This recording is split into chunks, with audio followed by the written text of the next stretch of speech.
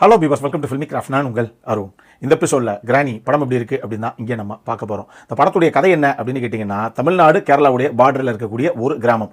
அந்த கிராமத்தில் ஒரு நாள் நைட்டு ஒரு பாட்டியும் பேத்தியும் அப்படி வெளியே போகிறாங்க. இதில் மறுநாள் காலையில் விடிஞ்சா வாழைத்தோப்புக்குள்ளே அந்த பேத்தி மட்டும் கொலை செய்யப்பட்டு கிடக்கிறான்.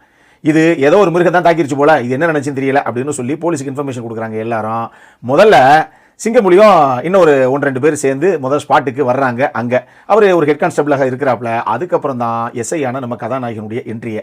அவர் உள்ளே வந்து இதை பார்த்தா அவருக்கு 2 சந்தேகங்கள் தான் மனசில் எழுது. ஒன்று, எங்க ஒரு மிருகம் தாக்கி இருந்தது அப்படின்னா அது எப்படி இதயத்தை மட்டும் தனியாக கட் பண்ணி பிடிங்கி எடுத்துகிட்டு போகும்?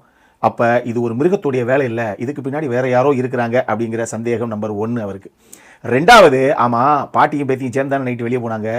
பேத்தி சடலமாக இங்கே கொலை செய்யப்பட்டு வாழைத்தோப்புக்குள்ளே கிடக்கிறாங்க அப்படின்னா அப்போ பாட்டி எங்கேயுமே காணமேப்பா, பாட்டி எம்போது எங்கேன்னு கண்டுபிடிங்க அப்படின்னு சொல்லி அந்த பாட்டி எங்கே போச்சுங்கிறது 2வது சந்தேகம் இவருக்கு.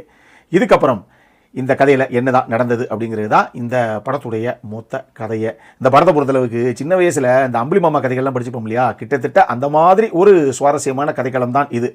ஆனால் படமாக பார்த்து முடிச்சதுக்கப்புறம் இதெல்லாம் ஒரு 8 to 9-10 வயசு பிள்ளைங்களுக்கு, அதிகபட்சம் அந்த வயசுக்கு கீழே இருக்கக்கூடிய பசங்களை டார்கெட் பண்ணி எடுக்கப்பட்ட ஒரு படம் அப்படிங்கிற மாதிரி தான் தெரியுது. அப்படிங்கிற ஒரு ஃபீல் தான் எனக்கு வந்தது.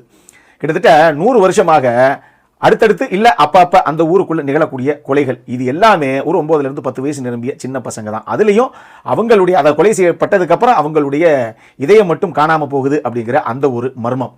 ஊரில் குழந்தைங்களுக்கு சாப்பாடு ஊட்டினாலும் சரி, தூங்க வைக்கணும்னாலும் சரி, இங்கே வரையா ஒழுங்கா சாப்பிட்றியா, இல்லை ஒச்சாய் கிழவியை கூப்பிடுவா, தூங்குறியா அந்த ஒச்சாய் கிழவியை கூப்பிடுவா அப்படின்னு ஆளாளுக்கு எப்போ பார்த்தாலும் அந்த ஒச்சாய் கிழவி பேரை சொல்லியே எல்லாத்தையும் பயமுறுத்துகிற இன்னொரு விஷயம்.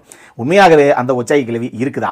இவ்வளவு சம்பவங்கள் அரங்கேறுதே, இதுக்கெல்லாம் அந்த ஒச்சாய் கிழவி தான் காரணமா அப்படின்னு படம் பார்க்குற ஆடியன்ஸான நம்மளுடைய மைண்ட்லேயே எழக்கூடிய ஒரு சில சந்தேகங்கள் அப்படின்னு சொல்லி ஒரு ஹாரர் மிஸ்ட்ரி த்ரில்லருக்கு என்ன தேவையோ அதை முடிஞ்ச அளவுக்கு சுவாரஸ்யமாக ப்ரெசென்ட் பண்ணுற அளவுக்கு ஒரு நல்ல ஸ்கிரிப்ட் தான் இது.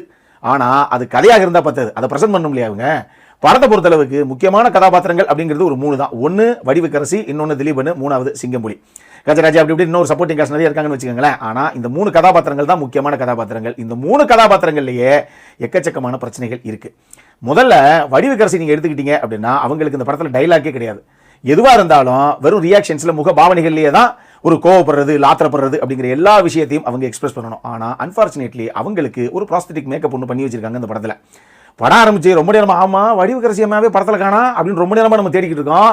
அந்த அளவுக்கு ஹெவியான ஒரு ப்ராஸ்தட்டிக் மேக்கப் அது. இதுலேயே பரவாயில்ல, ஆள் யாருன்னு கண்டுபிடிக்க முடியாத அளவுக்கு மேக்கப் போட்டிருக்காங்க பாருங்க அப்படின்னு நமக்கு ஒரு பக்கம் தோணுனா கூட அவங்க என்னதான் ரியாக்ட் பண்ணுறாங்க அப்படிங்கிறதே நமக்கு எங்கேயுமே இம்பாக்ட்ஃபுல்லாக இல்லை. அது என்னன்னே பாதி இடத்துல தெரியவே இல்லை. அந்த அளவுக்கு தான் அவங்களுடைய ரியாக்ஷன் எல்லாமே கடைசியாக ஒர்க் அவுட் ஆகிருக்கு. அதுக்கு அவங்க ஓவர் டூவாக பண்ண அந்த மேக்கப் தான் முக்கியமான காரணம். திலீபனுடைய கேரக்டர் எடுத்துக்கிட்டீங்க அப்படின்னா எப்படியாவது இந்த கேரக்டரை தேடி கண்டுபிடிச்சிடுங்க, கடைசியாக இந்த உள்ள இருக்க அந்த மிஸ்ட்ரி என்ன அப்படிங்கிறத ஒரு கிராக் பண்ணிடணும் அப்படிங்கிற ஒரு ஆர்வம் எங்கேயுமே அந்த கதாபாத்திரத்துடைய செயல்பாடுகளில் நமக்கு பர்சனலாக படம் பார்க்கும்போது தோண மாட்டேங்குது. 3வது சிங்கம்புலி. அவர் ரொம்ப சீரியஸான ஒரு சுச்சுவேஷனாக இருக்கும். ஆனால் அந்த சுச்சுவேஷனில் போய் காமெடி பண்ணுறேன் அப்படின்னு இருக்கிற சீரியஸ்னஸை கம்ப்ளீட்டாக டைல்யூட் பண்ணி விட்டுருவாப்ல. சரி ஓகே, காமெடி பண்ணார் இல்லையா, அந்த காமெடியாவது நல்லா ஒர்க் அவுட் ஆயிருக்கா அப்படின்னு கேட்டிங்கன்னா அதுவும் கிடையாது. இப்படி இந்த முக்கியமான 3 கதாபாத்திரங்களே பெருசாக எதையுமே ஸ்கோர் பண்ண முடியாமல் போனதுனாலேயே இந்த படத்தில் எதுவுமே பெருசாக நமக்கு ஒட்டாமையே போயிடுச்சு. இதில் இது ஒரு ஹாரர் மிஸ்ட்ரி த்ரில்லர். சரி, ஹாரராக அந்த விஷயத்தையாவது ப்ராப்பராக பண்ணாங்களா அப்படின்னு கேட்டிங்கன்னா ஸ்டேஜிங் மேக்கிங்னு இவங்க பண்ண பல சம்பவங்களில் பல இடங்களில் கொஞ்சம் அமைச்சர்தனம் தான் நமக்கு தெரியுதே தவிர இந்த கதை, அந்த கதாபாத்திரங்கள், அதனால அந்த காட்சிகள், அதில் கொடுக்க வேண்டிய அந்த கிடைக்க வேண்டிய இம்பாக்ட் அப்படிங்கிறதெல்லாம் பெருசாக எங்கேயுமே நமக்கு கிடைக்காம போச்சு. இது இன்னொரு பிரச்சனை. இதனால தான் நான் முதல்ல சொன்னேன் ஒரு 9 to 10 வயசு நிரம்பிய சின்ன பசங்களுக்காக ஏதோ எடுக்கப்பட்ட படம் மாதிரி தெரியுதுங்க அப்படிங்கிற அந்த ஒரு ஃபீலை கொடுத்தது காரணமே உங்களுடைய ஓவரால் மேக்கிங் தான். மேக்கிங்கில் பெருசாக கோட்டை விட்டாங்க இந்த டீம்.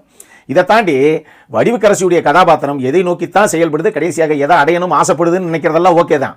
ஆனால் 1920 காலகட்டத்திலேயே அந்த அம்மா பாட்டியமாக தான் இருக்குது. இப்போ அதுக்கடுத்து 100 வருஷம் கழிச்சு கதைக்களம் நகர்ந்து வந்துருச்சு அப்படின்னா அந்த அம்மாவுக்கு எவ்வளோ வயசு இருக்கும்? அப்போ சாமானிய ஒரு மனுஷன் அப்படியெல்லாம் அவள் நாள் வாழ முடியாது, எப்படி இந்த அம்மா இவ்வளோ நாள் முதல் வாழுது அப்படிங்கிறதுக்கே ஒரு ப்ராப்பரான ரீசனிங் அப்படிங்கிறது எங்கேயுமே இவங்க கொடுக்கல. அதை கொஞ்சம் கன்வின்சிங்காக ஏதாவது ஒரு விஷயத்தை இவங்க சொல்லியிருக்கலாம். அதே நேரத்திலேயே அந்த அம்மாவுக்கு பயங்கர ஸ்பெஷல் பவர்ஸ் எல்லாம் இருக்கிற மாதிரி அங்கங்கே திடீர்னு காட்டுறாங்க. இந்த பவர் எல்லாம் எப்படி கிடைச்சது அப்படிங்கிறதுக்கும் ப்ராப்பர் ரீசனிங் கிடையாது. ஏன்னா ஒரு விஷயத்தை அடைஞ்சதுக்கு அப்புறம் தான் நமக்கு இது எல்லாமே கிடைக்கும். அதை அடையிறதுக்கு தான் இவ்வளோ பெரிய போராட்டமே, இன்னும் அடையவே இல்லையே, அப்புறம் எப்படி நமக்கு இவ்வளோ விஷயங்களும் சாத்தியமாச்சு?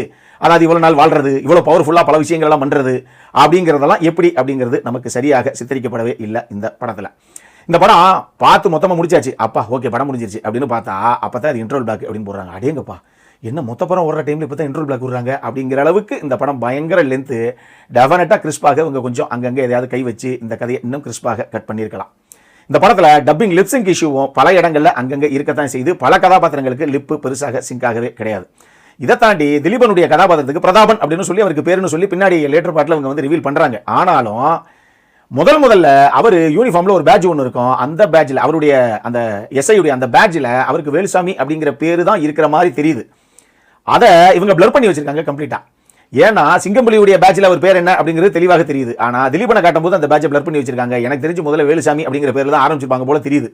பின்னாடி டிஸ்கஷனில் ஏதோ ஒரு காரணத்தினால இல்லைங்க அந்த பிரதாபன்கிற விஷயம் கண்டிப்பாக வேணும் அப்படின்னு டிசைட் பண்ணியிருப்பாங்க போல தெரியுது. ஏற்கனவே ஷூட்லாம் பண்ணிட்டோமே, அப்போ அதை என்ன பண்ணுறது அப்படின்னா அந்த பேட்சை மட்டும் பிளர் பண்ணியிருக்குங்க அப்படின்னு ஃபைனலாக வந்து அறைவாய்ப்பாங்க போல. அந்த சொல்யூஷனுக்கு அந்த மாதிரி ஒரு சில விஷயங்களும் இந்த படத்தில் இருக்கத்தான் செய்யுது. மொத்தமாக இந்த படம் எப்படி இருக்குது அப்படின்னு கேட்டிங்கன்னா ஒரு சுவாரஸ்யமான கதைக்களம் தான். பட் சொல்லப்பட்ட விதத்தில் ரொம்ப சுமாரான ஒரு பிலோ ஆவரேஜ் வாட்ச் தான் இந்த கிராணி. அடல் காரண்டை பொறுத்தளவுக்கு இந்த படத்தில் எதுவுமே கிடையாது. ஃபேமிலியோட பார்க்கக்கூடிய ஒரு படம் தான். இந்த படம் இப்போ தியேட்டர்ஸில் வெளியாயிருக்கு. அப்புறம் என்ன, இதே மாதிரி இன்னொரு வீடியோவோட அடுத்த முறை உங்களை சந்திக்கிற வரைக்கும் இட்ஸ் அருண் signing off.